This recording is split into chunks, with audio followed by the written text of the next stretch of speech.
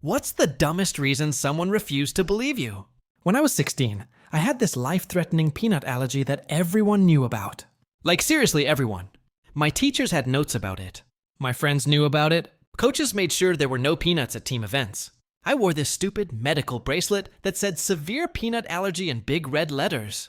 I carried an EpiPen everywhere, even to the bathroom at school. My crush Ashley was having this big birthday cookout at her house, and she invited me. I was so excited because she'd barely talked to me all year, and now she was actually asking me to come to her party. Before I went, I texted her to double check about the food situation.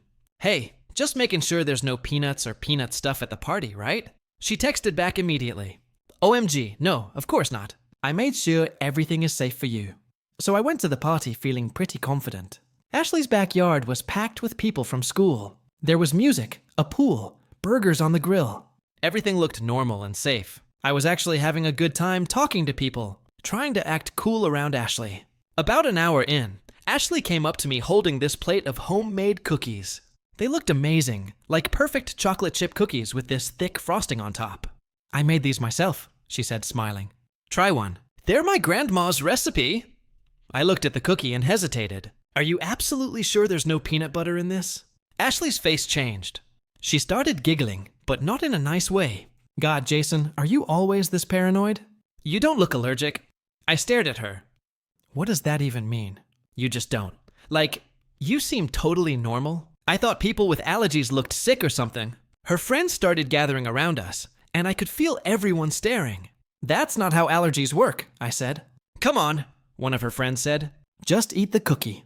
What's the worst that could happen? I could literally die, I said, and they all started laughing. Don't be such a baby boy, another friend said. Mr. Epi over here is scared of a cookie. Ashley rolled her eyes. Seriously, Jason, I told you it's fine. Do you not trust me? I felt trapped. Here I was at my crush's party, and everyone was staring at me like I was being ridiculous. Ashley looked hurt that I didn't trust her. Her friends were calling me names. I didn't want to seem rude or paranoid. Fine, I said and took the cookie. I bit into half of it. It tasted normal, just sweet chocolate and vanilla frosting. For a second, I thought maybe I had been overthinking everything. Then 4 minutes later, my throat started feeling tight. My skin began turning red and getting itchy. I started having trouble breathing. By the time I realized what was happening, my legs gave out, and I collapsed on Ashley's lawn. Someone screamed. People started running around panicking. Ashley was standing over me looking confused. Wait, is this like a prank or something? She asked. My best friend Carlos was at the party. He saw what was happening and immediately grabbed my EpiPen from my pocket. He jabbed it into my thigh, just like we'd practiced in health class. I started breathing a little better, but I was still in bad shape. Someone called 911. The ambulance showed up and rushed me to the hospital. My parents met me in the emergency room, and they were furious and terrified. The doctor said if Carlos hadn't used the EpiPen when he did, and if we'd gotten to the hospital 2 minutes later, I might not have made it. The next day, Ashley's parents came to visit me in the hospital. They brought a box of cookies, which was honestly kind of insane timing. We're so sorry, her mom said. We had no idea the frosting had peanut oil in it. That's when I found out the truth. Ashley had lied to me. She had added what she called just a tiny dash of peanut butter to the frosting for extra flavor. She thought allergies were like being lactose intolerant, where you just get a stomachache or something. But here's the part that still makes me angry. When I went back to school the next week, Ashley tried to make it seem like it was my fault. I didn't know he was that allergic, she told people. He should have been more careful. She acted like I had overreacted, like almost dying was something I did on purpose for attention. She even said I was being dramatic about the whole thing. When I was 16, I had a life-threatening peanut allergy that everyone knew about. Teachers had notes on it. My friends were aware. Coaches made sure peanuts were banned at team events. I wore a bright red medical bracelet declaring my severe peanut allergy and carried an EpiPen everywhere, even to the bathroom during school. So you can imagine how carefully I managed everything. Ashley was my crush, and her birthday was coming up. She finally invited me to her big cookout, which was a huge deal because she barely talked to me most of the year. Before I went, I double-checked with her about the food. Hey, just making sure there's no peanut stuff, right? I texted. Her reply was immediate and reassuring. OMG, no, of course not. I made sure everything is safe for you.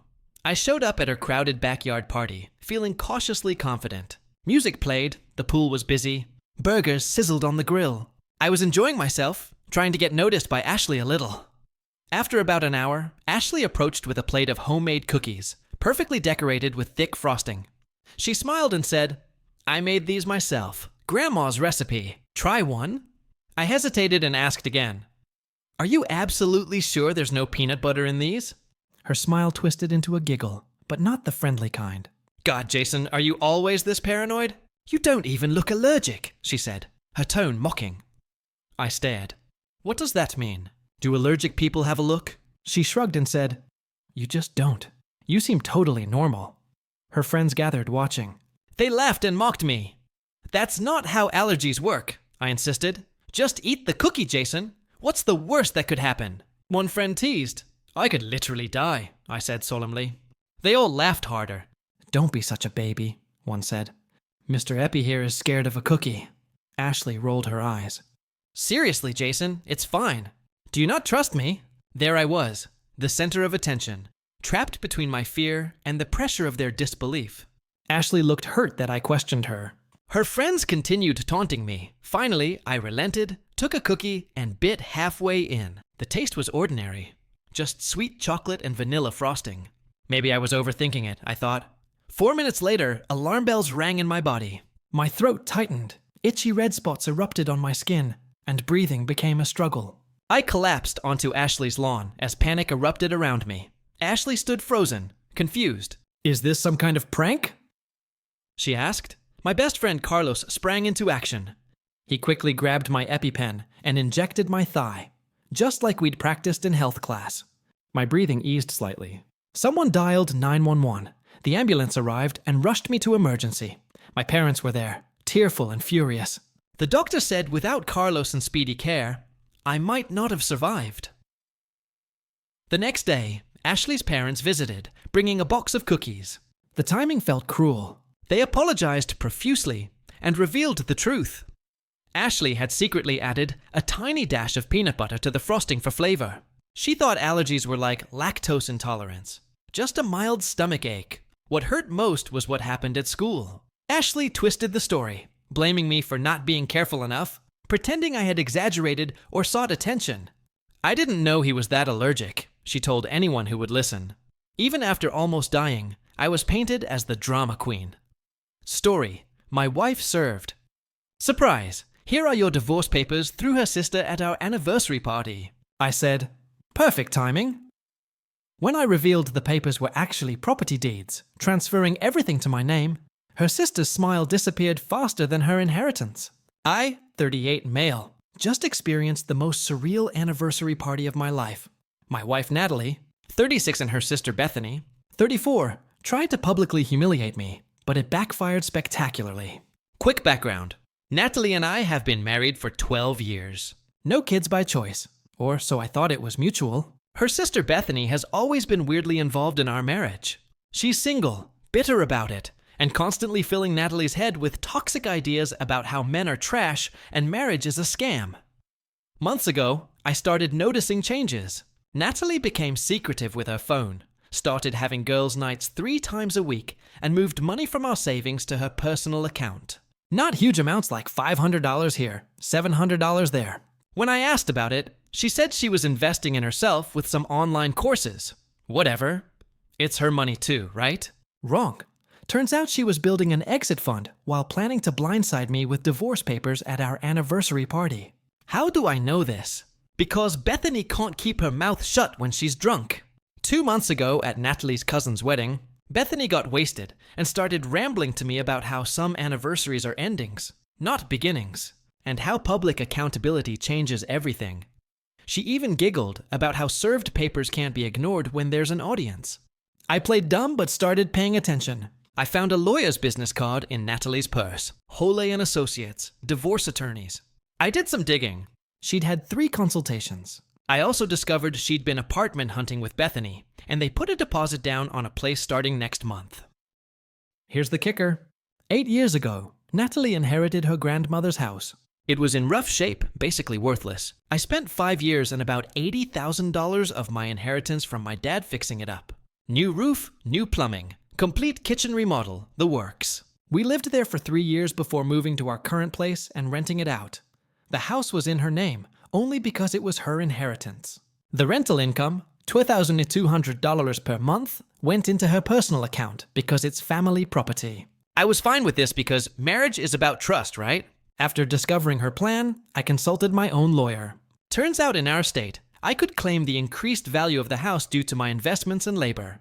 The house went from being worth $60K to $280K. My lawyer said I had a strong case for either compensation or partial ownership. But instead of fighting that battle, I proposed something different to Natalie 2 weeks before our anniversary. I told her I'd been thinking about our future and wanted to protect our assets. I suggested we transfer the rental house fully into my name for tax purposes, since I'm self-employed and could use the deductions. In exchange, I'd transfer our current home, which we own jointly, entirely to her. She jumped at it. Our current home is worth $350, with only $100K left on the mortgage. The rental is worth $280K with no mortgage. She thought she was getting the better deal. We signed the papers 5 days before our anniversary party. All legal, all documented, all filed with the county. The anniversary party was last night. Natalie insisted on throwing a big bash. Rented a private dining room at a fancy restaurant. Invited about 40 people, friends, family, some of my coworkers. She was practically glowing with anticipation. Halfway through dinner, after the toasts, Bethany stood up with this massive grin. I have something special for the happy couple. She pulled out an envelope and walked over to me. On behalf of my sister, who deserves so much better, consider yourself served. She slapped the envelope on the table in front of me. The room went silent. I opened it slowly, saw the divorce papers, and started laughing. Not a crazy laugh, just a genuine chuckle. Perfect timing, I said, pulling out my own envelope from my jacket. I have some papers too. I handed them to Natalie. Her smug expression started to crack as she read. These are the deeds for the rental house, I said loud enough for everyone to hear. The ones you signed over to me last week, remember? For tax purposes.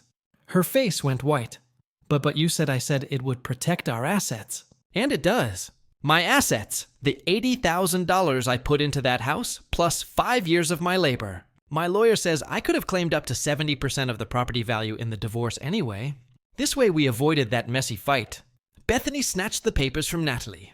This can't be legal. You tricked her. Tricked her? She had her own lawyer review the papers. She signed them willingly. Just like she planned to trick me with these divorce papers at our anniversary party. The room was dead silent. Natalie's mom asked, "What divorce papers?" Update 1. The party aftermath was intense. After I revealed the property transfer, Natalie tried to save face. She stood up and announced that we were taking a break. And this was all a misunderstanding. But Bethany, sweet, helpful Bethany, had already posted on Instagram. Watching my sister finally free herself from her toxic marriage. Had divorce power sisters before misters? Yeah, that didn't age well. Natalie's parents were mortified. Her dad, Raymond, pulled me aside and apologized. He said he'd suspected something was off when Natalie asked to borrow $5,000 last month for emergencies, but wouldn't say what.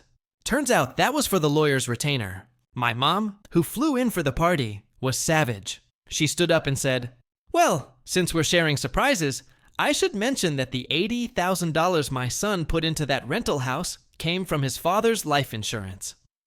His dead father. Natalie, you knew this was his way of honoring his dad's memory, and you were going to ambush him with divorce papers at a party we paid for? Oh yeah, forgot to mention my mom had contributed $3,000 towards the party, because Natalie said money was tight. Natalie and Bethany left in an Uber. Most of the guests stayed, and it turned into a weird support party for me. My coworker brought out a bottle of whiskey from his car, and we ended up closing down the restaurant. The next morning, I woke up to 67 text messages from Natalie. They ranged from, "How could you?" to "That house is my grandmother's legacy" to "You're a monster" to "Can we talk?" I responded once. All communication goes through lawyers now. You started this process. I'm just following through. Bethany started a campaign to paint me as an abuser who financially manipulated her sister. She called my workplace claiming I was dangerous and should be fired. My boss, who was at the party, told her if she called again, he'd report her for harassment. Then Natalie showed up at my office with her lawyer, demanding an emergency meeting. My lawyer was available by video call, and we had an impromptu conference in my break room. Her lawyer, Holloway, tried to argue that the property transfer was signed under false pretenses. My lawyer pulled out the email chain where Natalie's previous lawyer before Holloway had reviewed and approved the transfer. She'd literally written, "This seems advantageous for my client." Holloway then tried a different angle. My client was not in a sound mental state when signing my lawyer. Was she in a sound mental state when planning to serve divorce papers at an anniversary party? We have Instagram posts from her sister dated 2 weeks ago talking about the big reveal coming. Your client planned this ambush. Mine simply protected his assets legally. Natalie started crying. That house means everything to me. It's all I have left of my grandmother. I finally spoke up. You haven't visited your grandmother's grave in 3 years. You wanted to sell the house before I fixed it up. You called it a money pit and a burden. I have texts proving all of this. Holloway asked what I wanted. I said I wanted the divorce. She started a clean break, and for her to stop claiming I tricked her when she was the one planning the ambush. What about the house she lives in now? Holloway asked. That's hers. Free and clear in the transfer. She gets a $350K house with only $100K owed. I get a $280K rental property with no mortgage, but tenants I have to manage. Seems fair to me. Update 2. Things got uglier before they got better. Natalie and Bethany decided to escalate. They started telling everyone I'd been planning this for months, that I'd manipulated a loving wife into signing over her inheritance. They conveniently left out the whole serving divorce papers at anniversary party detail. Some people believed them. I lost a few mutual friends who said, even if Natalie was wrong, what I did was cold. I'm fine with that. The friends who were at the party saw what really happened. Then Bethany made a mistake. She went to the tenants at the rental house and told them they needed to start paying rent to Natalie because the transfer was fraudulent and would be reversed. She gave them a whole sob story about how I stole the house. The tenants, an older couple named Dorothy and Eugene, called me confused. I explained the situation and sent them the official deed transfer. They were appalled at Bethy's behavior and agreed to sign an affidavit about what she'd said. My lawyer sent Bethany a cease and desist letter. She violated it within 24 hours by showing up at the rental house again, this time with Natalie, trying to change the locks. Dorothy called the cops. Natalie and Bethany were charged with attempted breaking and entering and criminal trespass. The arrest was a wake-up call for Natalie's parents. Raymond called me and said, "I'm starting to see why you protected yourself. Beth has always been a bad influence, but I didn't realize how deep this went." He told me something interesting. Beth has been living off her parents for 2 years since her own divorce. Her ex-husband apparently left her because she was having an affair with her personal trainer. She got nothing in the divorce because of an ironclad prenup. Now she projects her hatred of her ex onto every man, especially me. Meanwhile, I hired a property management company to handle the rental.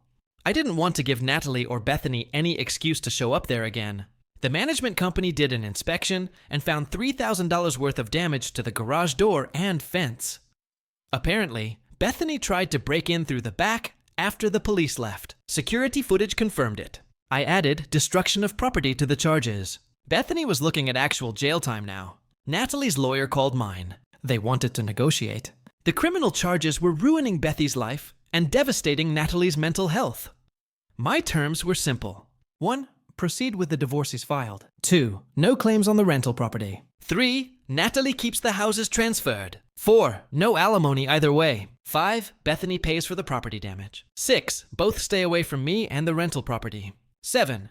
A written admission that the property transfer was legal and willing to officiate. They tried to negotiate. I held firm. I had all the leverage. Final update. It's done. Natalie signed the agreement.